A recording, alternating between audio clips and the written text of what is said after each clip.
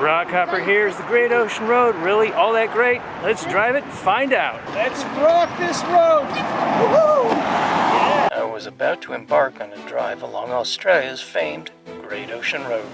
There was certain to be good scenery of all sorts, and as I would discover, there were even nude beaches here. I would see amazing wildlife, including 2 koalas fighting, and pass through picturesque seaside towns, and see one of the most photographed stretches of shoreline in the world. I'm in the state of Victoria in Australia. Australia's Great Ocean Road is a 243 kilometer, 151 mile ribbon of pavement that follows what is said to be some of the most scenic coastline in the country. The road starts in Torquay, a town famous for its beaches that offer excellent surfing opportunities. It's also home to the Surfing Museum. Surf culture is deeply embedded in this town. It's the home of Quicksilver and Rip Curl. The day was a scorching 42 Celsius or 107 Fahrenheit. Let's have a quick look at Southside Beach. Looks pretty. Hey nudists, I've just found the place for you. There are several nude people behind me, so if you want to get your buns in the sun, this might be a good place for you. So I went to Southside Beach for a refreshing swim and spent hours there. But I couldn't spend the night there. It could be difficult to find a place to park overnight here along the coast. Not too far up the coast is another nude beach if you care to check it out. Knowing it would be difficult to find a place to park overnight for free, and that it might take a couple hours to find such a place, I headed inland for about 20 miles. Right now there are some bushfires raging, and that's keeping part of the Great Ocean Road closed, and it's closing some of the campgrounds that are inland. Because of the bushfires, some places have been closed, like this camping area in the state forest. At camp, I turned on the radio and heard the latest on the nearby bushfires. It is important to be able to see outside so you know what is happening with the fire. If your home catches on fire, move away from rooms that are on fire, closing doors behind you. As soon as the bushfire has passed the house or conditions inside become unbearable, you need to get out and go to an area that has already been burnt. Staying inside a burning building will almost certainly end in death. It may still be too hot to remain outside, so you need to seek shelter in another structure or last resort option. If you cannot get indoors, last resort options including shelter in the middle of a large open area like a ploughed paddock, football oval or sporting reserve, getting into a large body of water like a dam, lake, river, the ocean or in-ground pool. If you are travelling, do not enter the warning area. Make a U-turn and travel to safety. If you are currently driving, slow down and turn on your headlights. Smoke will make it difficult for you to see. If you are caught in fire in your car, park off the road behind a solid structure to block the fire's heat or pull over to cleared area.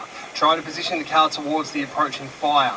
Turn on your hazard lights and headlights. Close all windows. Turn off the air conditioning and shut all the air vents. Turn your car engine off. Get down as low as possible below window level and cover up with a pure woolen blanket. 2 warnings are in place due to the bushfire at Carlisle River and Jellybrand River. A second warning to monitor conditions is in place for areas including Aries Inlet, Apollo Bay, Lorne and the Wye River. The bushfire danger is expected to increase today. Because of the bushfires closing off part of the Great Ocean Road yesterday, I ended up just hanging out at the beach and going for a refreshing swim. It was quite hot, so it felt really good to get in the water, and the water wasn't too cold, but just felt really nice, and ended up coming up this way just to park it for the night up here in the bush, and they did close the campground down there due to bushfire concerns, so I just found a spot out here and made the best of it. Let's head back down to Torquay and see if the Great Ocean Road is open today, shall we? They just said on the radio that some places it's too late to evacuate with the bushfires closing in around them. And they just have to hunker down and hope for the best. There certainly are a lot of parallels between here and California, with the bushfires and all the rest. Wiping out entire towns, the dryness, the heat. Looks like I've got some bushfire possibilities here. How you going? Are there some bushfires going on? On down? Down that way? Quite a ways? One over there? Alright. Well, have a good day, guys. Starting where we left off at Southside, and we're gonna head on down the coast on the Great Ocean Road. There's your view out there. California-esque looking with the brown grass. We're taking the B100 road, the Great Ocean Road. But the signs aren't so California-esque. This is what's not so great about the Great Ocean Road. No camping, no sleeping in your vehicle, no overnight parking, no fires, no nothing. Yeah, but you can check out the views. And one of those views is Point Addis, where you'll see the ocean and wind-sculpted trees, wind-shorn trees. That is, if you come off the main highway and come down the side road, you can get to here. And if you want to make little adventures down side roads and come to the beach or the rocks or whatever, you can do that. And that's what makes it kind of nice. It's a lot cooler and a lot windier here today at the beach than it was yesterday. Are you a chocoholic? If so, this might be the place for you. The Chocolateria just off the main highway there. And it's decadence galore in here. Have a look. Yes, you'll be higher than a kite on all this sugar once it all kicks in. And they do have free samples of chocolates if you're into that. I am. Chocolate. Good. That's a different kind of roux over there. Not far down the road, you end up in the little town of Anglesey. And there's been a lot of traffic thus far, which is kind of a negative. Pretty touristy here. Little beach towns tend to be like that, don't they? Part of the reason I go to the coast less than I used to is because of all the traffic, crowds, expensive everything, and the difficulty camping. This is Guvos Beach, and I have to say there are some really nice beaches here, and they're really beautiful, and this one goes for a long, long way. So if you just want to walk along the surf, you can go probably for miles. Looks like there's a lighthouse right out there, so I think we're gonna have to go and check that out. What do you guys think? Might as well have a look, right?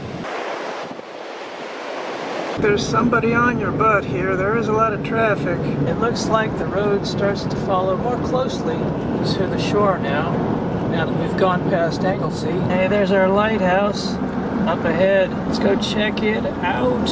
The Aries Inlet Lighthouse. Built in 1891. I like lighthouses. They are stoic sentinels of the shore, steadfastly withstanding the elements. They are enduring symbols of hope and safety, guiding mariners, warning them of treacherous shores and unforgiving rocks. This is the Split Point Lighthouse. Gives you a little bit of information there. Just pause it if you want to read it. Looks like it made it into the Mad Max movie. And Echidna Crossing. I want to see one of those guys. Steep cliffs plunging into the sea, the waves below crashing against the craggy rocks in an explosion of spray, with mist rising softly into the air and carried away on ocean breezes. The road is a bitumen serpent snaking alongside the shore and slithering through the hills and valleys. Every twist, every turn offers the promise of a slightly different vista, and beyond it all is the big blue expanse of sea, an ocean realm stretching all the way to the austral ice desert of Antarctica. Getting into some windiness on the road now makes for a pretty drive. Pay attention while you're driving, however. It's that high crash zone back there. This road kind of reminds me of the Oregon coast. You know, windy, got some hills, just different vegetation here is all, but it kind of has a similar look to it. Coming into the little town of Lorne. Hopefully it's not forlorn. Lorne.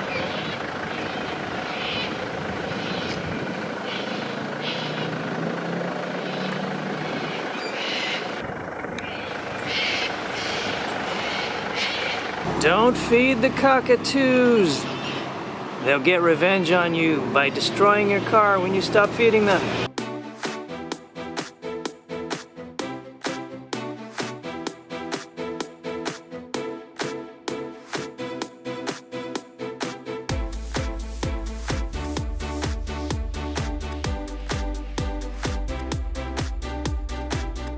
These are the times when it would be great to have a convertible to drive and raise your hands in the air and yell, "It's good to be alive!"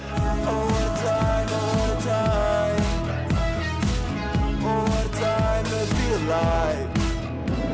Beautiful coastline, lots of headlands, rocky escarpments, capes, little peninsulas, and a winding, bumpy road.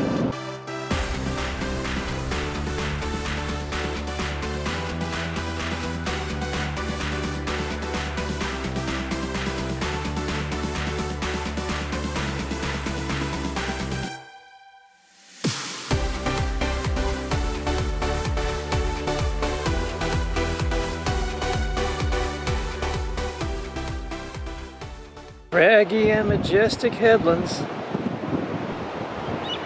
towering above the sea.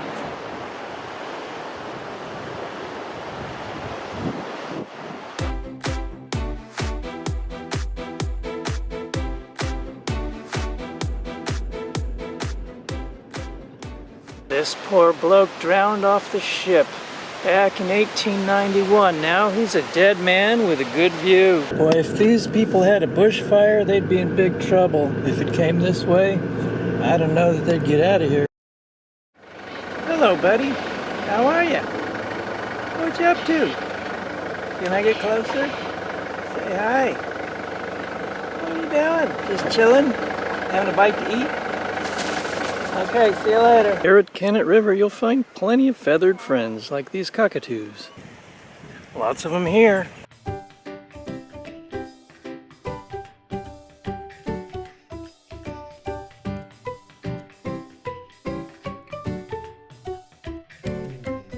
I'm dining with guests. What's on the menu today?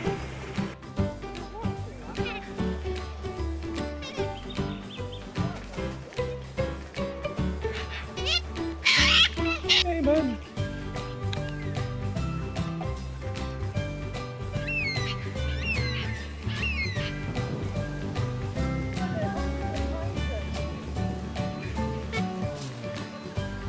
Hello. Hello there.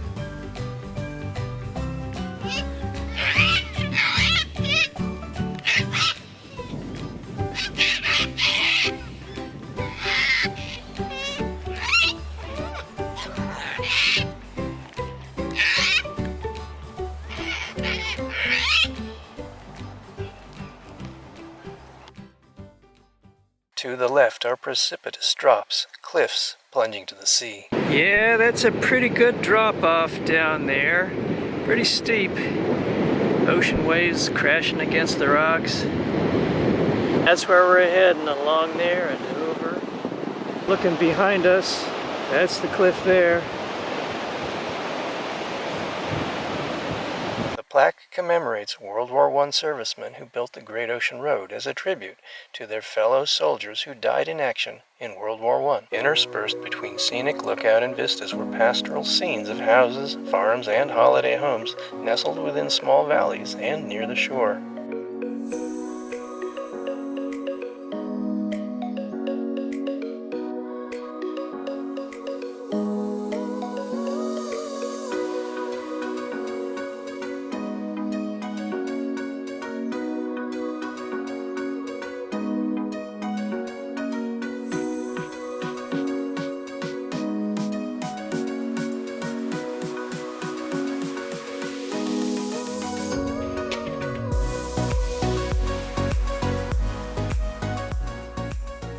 Coming into Skeens Creek, Apollo Bay area.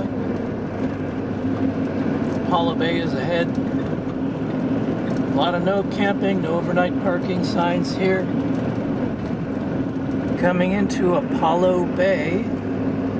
Apollo Bay, we are here. As you can imagine, this is probably based on tourism.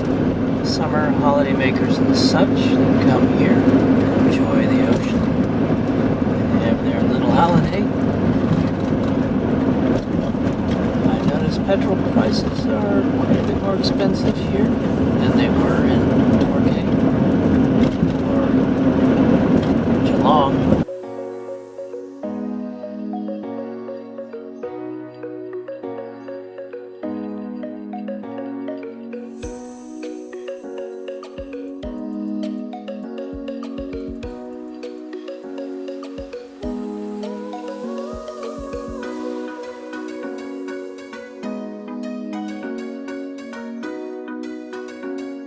There's the pub. They take bushfires seriously around this region. Apollo Bay certainly has a picturesque little setting, doesn't it? Pretty with the hills in behind there and the ocean in front. Not a bad little spot. These signs are everywhere around this region. This is why I generally try to avoid coming to the coast much. It seems to be the same around the world anymore. Looks like we've ventured away from the sea for a little bit and gone into some bushlands. It looks something like rainforest in through here. Unfortunately, a lot of the walks and the waterfalls and other scenic attractions in this region are closed due to the bushfires happening nearby. Sometimes you've got to create your own little campsites, like I did last night, here on a defunct bush track. It was getting late, and I really didn't want to have to keep driving if I didn't have to. Drive another 20 miles or whatever would have saved a lot of time and gas money if I didn't have to do that. So I had a keen eye. I saw this little track going into the bush. Looked to be pretty old, had some fallen trees. I had to use the weight of the vehicle to get over the fallen tree and press it down and crush it so I could continue on my way. I'm not far from the highway. You can probably hear it just in the background there. Became a good little camp spot, just a money and time saver really. And it's in a pretty area. You know, you've got the nice forest here, the bush, the fallen trees I had to get over. And I put them kind of back up there to prevent anybody else from coming in here. Oh, some berries. Let's try these out. I did the test earlier. Alright, let's get out of here.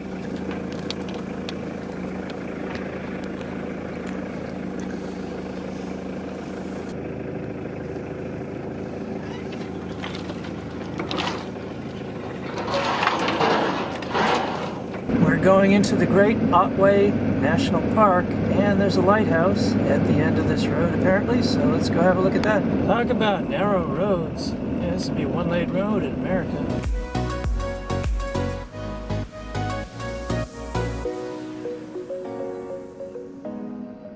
This is the Cape Otway Cemetery, where the lighthouse keepers and members of their families are buried. This is the grave of a son of the lighthouse keeper, and this person died in 1867. Another infant is buried here, someone's son. It looks like this person died in a shipwreck, the Blanket Bay disaster.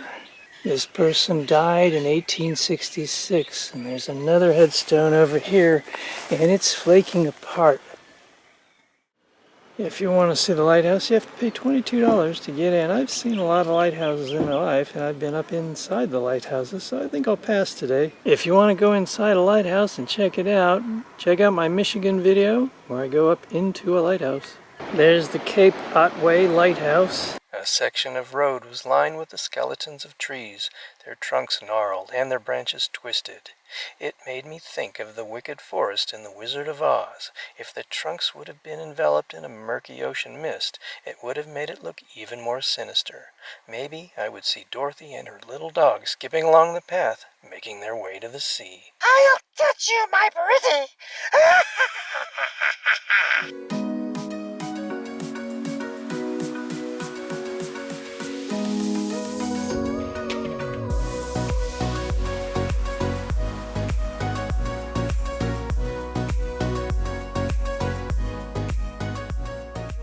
Someone was having fun with this sign. This tree, when it was alive, was absolutely massive. Look at how big this thing is. Even this burl here is really big. The pastoral scene whizzed by as I drove past farms with dairy cows, cattle, and sheep. There was still a lingering tint of greenness amidst the hills fading to brown. Tired old windmills spun in the breeze.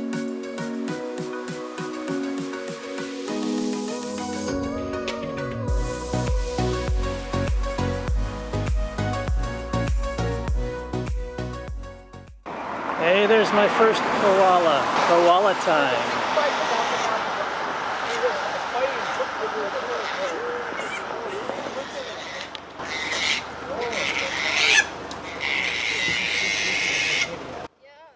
It's a koala fight. Koala tea time.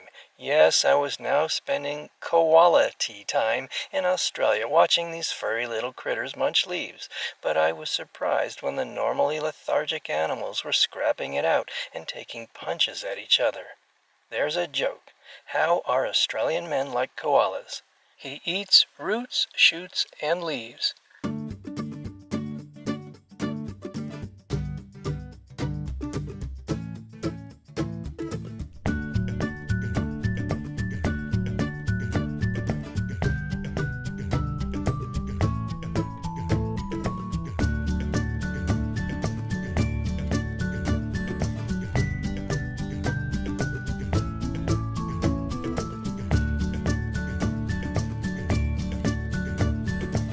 Koala traffic jam. This is what happens when people see a koala in the tree.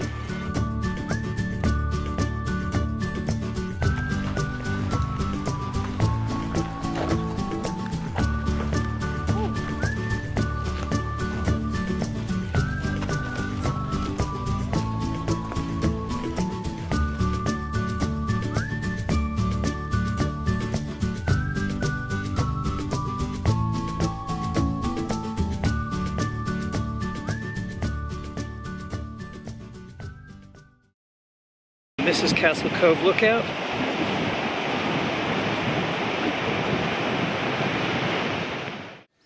Welcome to Lavers Hill. Everything looks pretty empty around here. There's a lot of flies though. And looks like the pub and the inn are for sale, and there's just something behind here. It's not open today apparently. It's only open on Friday, I guess, so this place is really empty. In Lavers Hill, even the gas station doesn't appear to be open, at least not this one. I don't know if there's another one anywhere. And that building is totally empty as well. Taking a little detour off the Great Ocean Road at Wattle Hill. It's a little side road, so I don't know, just see where it goes. Supposedly it takes you down to the beach along near the coast. It keeps going for a ways. I would often take smaller side roads to experience the local color and flavor of the area.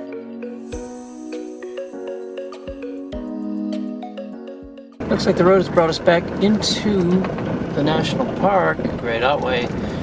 So I don't know if it goes much farther. Probably just dead ends. It's pretty out here though. Interesting that the road ended up here at a cemetery, Moonlight Head Cemetery, established 1906. A cemetery within the national park, or so it appears. I just saw a black snake go right down into that hole. He's probably right in there somewhere. Looks like this is his skin here. Yeah. Fairly good sized snake, huh? I noticed this headstone swept off the rocks and lost to the sea forever. I know New Zealand has places where the sea never returns its dead, and I guess there are some places here as well. Till the cows come home. Well, looks like they're coming home. So there you go.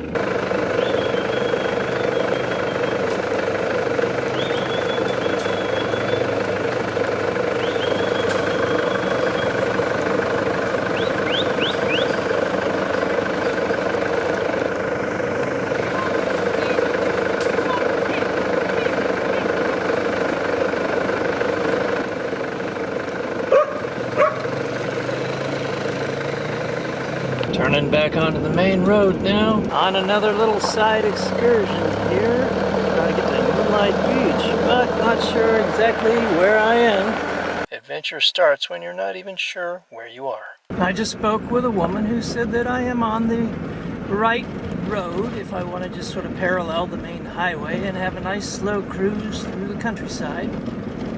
So it is just a nice little easy cruise, pretty mellow. Dirt road. If you guys care to take it, it comes out of Princeton. So it's Princetown, not Princeton, that the road takes you to. They're renovating the Princetown store, established in 1922. And there's the pub, although it doesn't look to be in operation anymore. I could be wrong on that though. Yeah, I think it's fair to say this place is no longer in operation. I'm here at what might be one of the most photographed and famous places along the coastline of Australia, the 12 Apostles.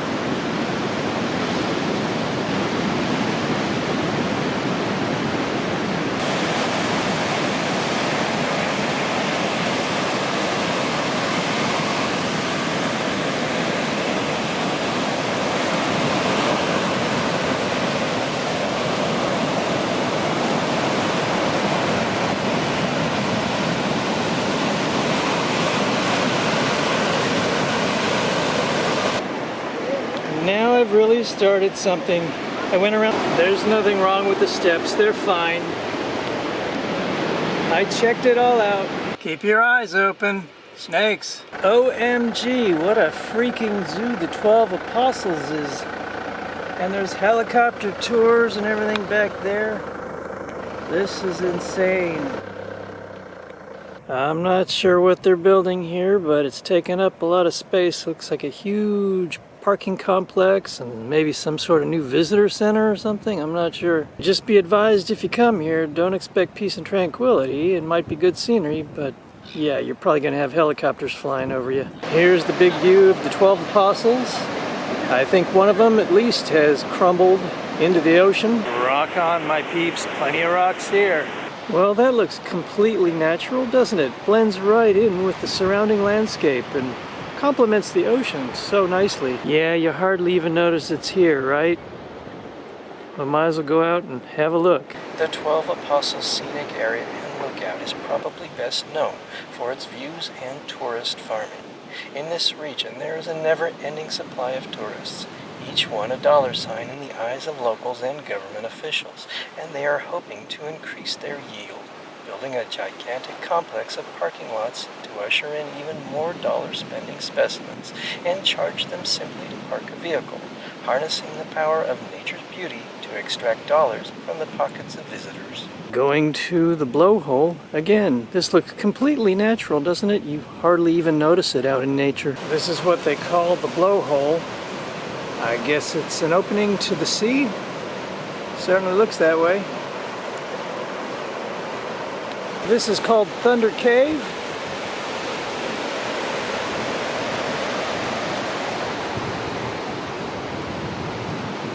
And there's the entrance to the sea. The view from Broken Head.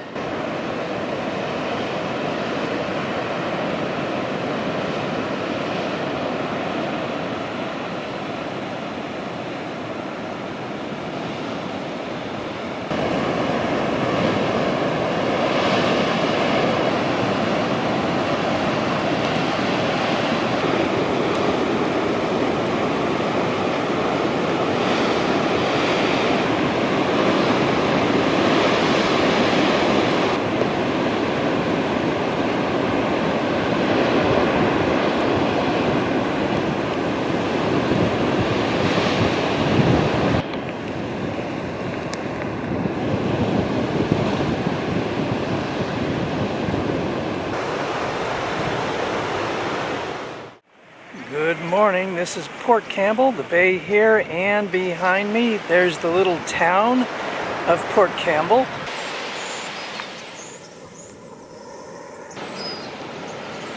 Looks to be quite the little tourist town right along the Great Ocean Road. Special thanks to the lifeguards in Victoria. This is Rob and Guy. Hey, you were saying something about letting go of your fears and... Yeah, 100%. I just think it's important in life to make sure you don't turn away from challenges. Like, just embrace new adventures and challenges, because that just helps, give context to your life. You never know what's around the next corner, and one door opens when another closes. So just keep on trucking. All right, cool. Anything to add to that? Oh, I suppose, just don't take no for an answer. There'll be plenty of times you want to try something and you don't think it'll work out, or you're scared to take the jump, but I think that's when it's most important to have a crack. Yeah, you just never know what's on the other side, so don't be afraid to try something new or something you've always wanted to have a crack at, for sure. All right, good advice from the lifeguards. Cheers. Cheers. See you later.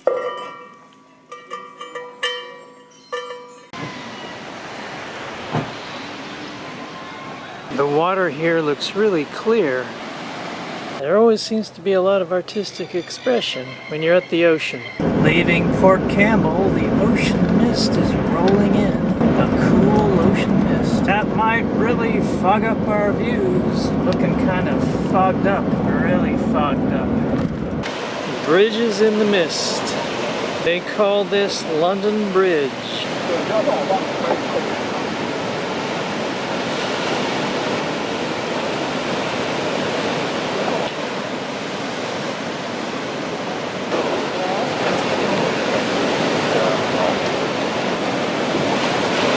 If you care to line up for the grotto shot, you can get your picture taken. It's a hole in the rock.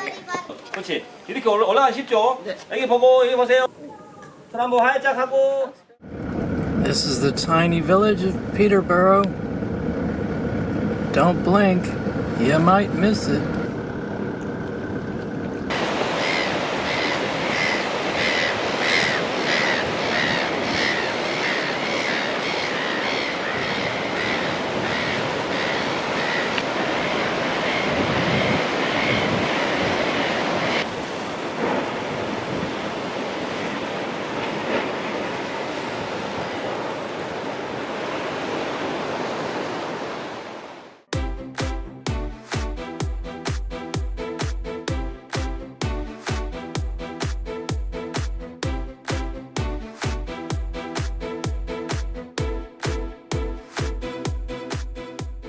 We've left the ocean for a while, looks like, and that's a whole lot of bull right there. That's the only bull you'll get on my channel.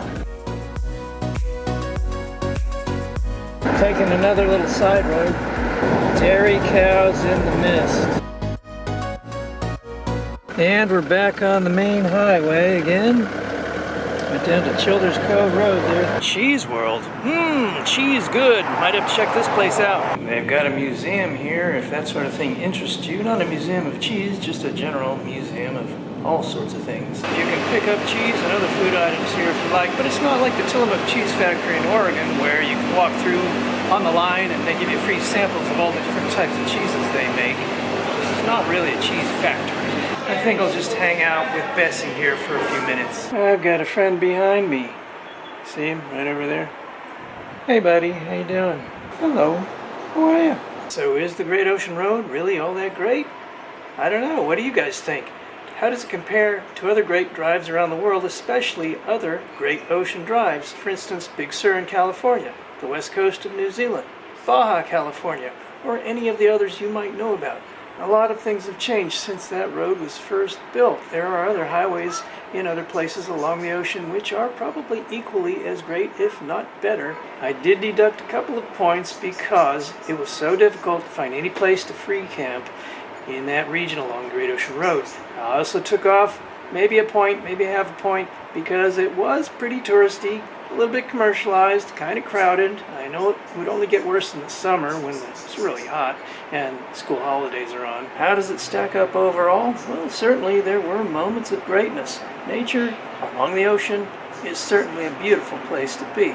Keep in mind, however, the road doesn't always follow right along the ocean. Sometimes it does veer inland and you don't see the ocean at all. I'm in Warrnambool, and this is the big city of the area. You can get everything you want here, groceries, gas, fairly sizable town. This is pretty much where the Great Ocean Road ends. It actually ends, I think, at Allenford, technically, but it's just down the road. So is the Great Ocean Road really all that great? Let me know what you think in the comments. I'd be interested to hear from you. Don't forget to give me a like on the video, share, and subscribe. Until next time, this is the Rockhopper. I'll see ya.